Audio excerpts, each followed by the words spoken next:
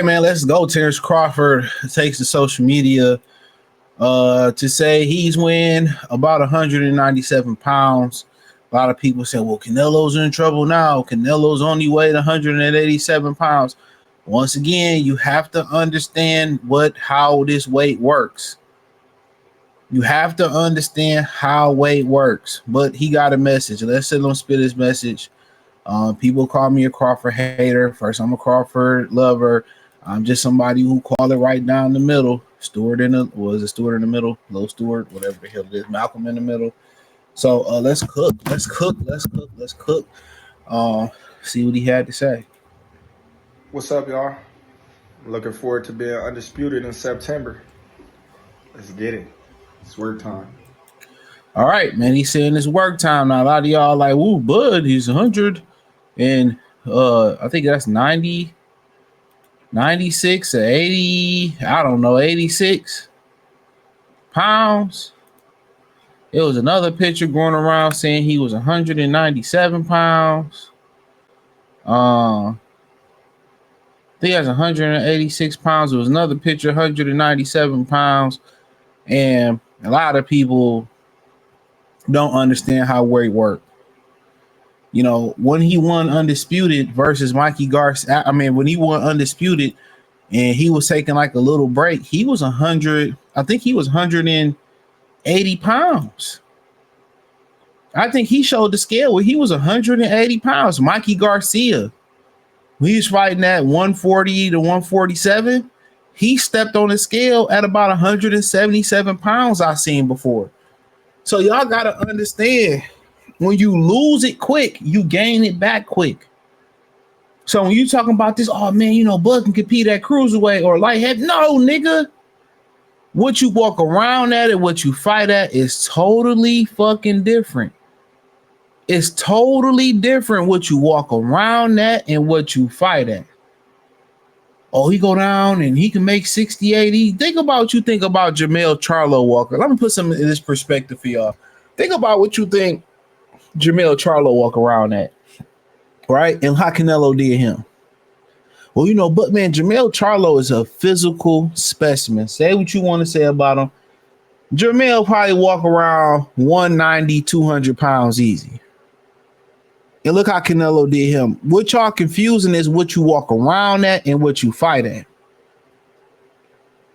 You know what I'm saying? You think Bud gonna come in at 68 and then rehydrate to set 190? Fuck no.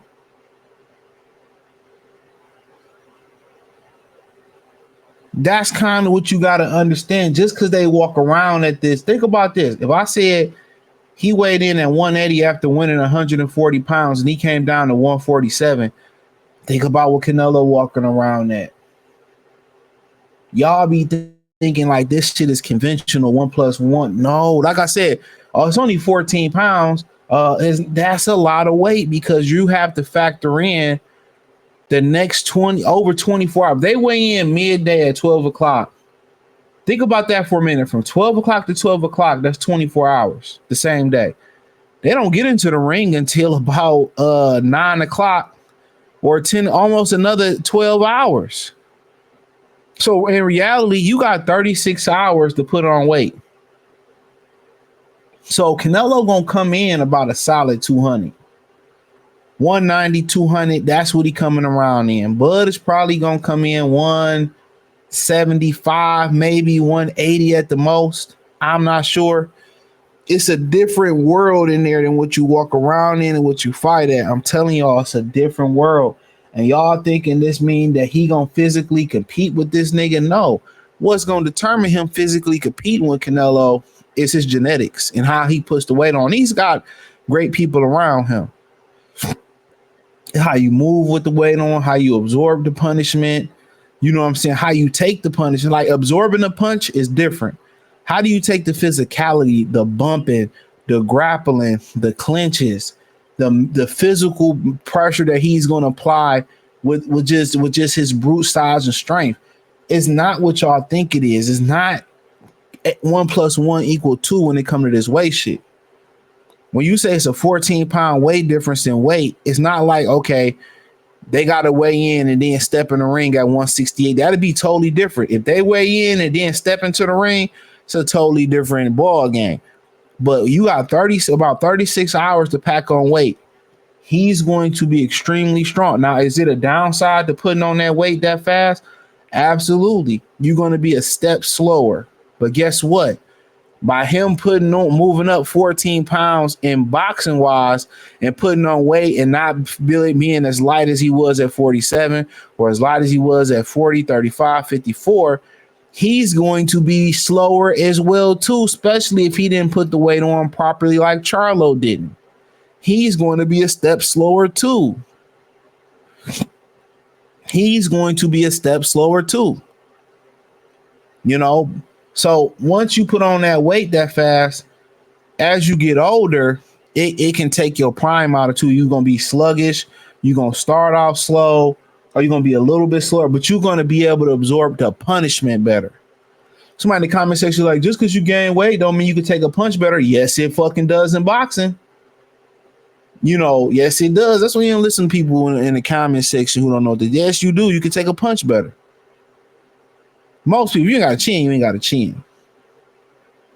So, yeah, I know a lot of people don't really understand what I'm saying, and they thinking it's like, but when you talk about 14-pound difference, it's really a 28 to 50-pound difference depending on the fighter because we talking about boxing weight, rehydrations, 36 hours between the weigh-in and then. Sometimes it may be a little bit more, a little bit less.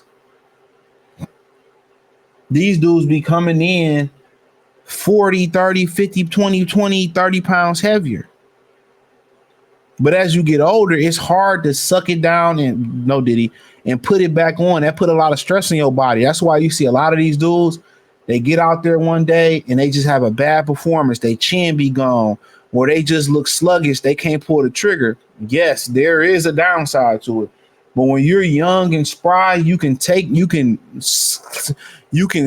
it off. You can, shave it off fast and put it on and put it back on. And it's not going to affect you as much. But as you get older and you creep up into your 30s, and that may very well be true for Canelo Alvarez. But just because he 186 pounds or 190 pounds right now, that does not mean him and Canelo are the equivalent. If they both come in at 68 and 68, that don't mean that they are the equivalent when it comes to boxing terms. So, like I continue to tell y'all, it's going to be about, where they distribute and put that weight on, how he carry the weight, how he take the physical punishment, how does he maintain his speed. Me personally, if I'm handling Terence Crawford, I'm putting the majority of that weight on the stomach all the way to the floor. So we trying to, put as much strength on the stomach, the glutes, the quads, the hamstrings, the ligaments, strengthen them around the knees, the calf, all the way down. The reason you do that because those are your shock absorbers.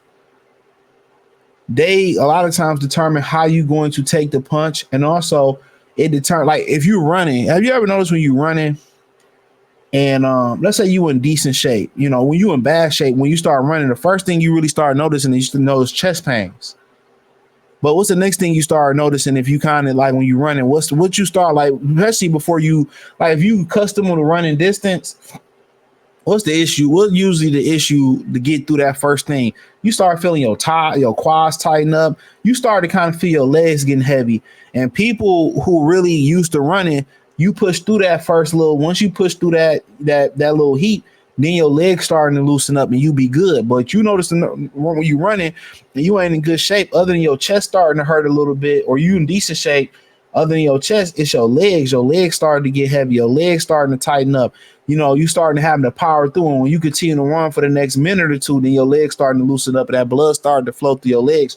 Your legs are very important in taking a punch, and then later in the fight, like I said, when you get in them crunch time, let's say you're running 2 miles, you start to get to that last mile, that last half mile, quarter mile, your legs start getting heavy again. And you know what I'm saying? So that's like in the fight. When you get to the championship rounds, your legs keep you in the fight, not just to move, to be able to absorb a punch, to be able to deliver a punch. You generate you generate your power from the ground up. When you rebounding, what do? You generating you jumping up with your legs. When you a quarterback, where do you generate your throwing power from? Your platform. When you're a receiver, where do you generate your release from? Your legs.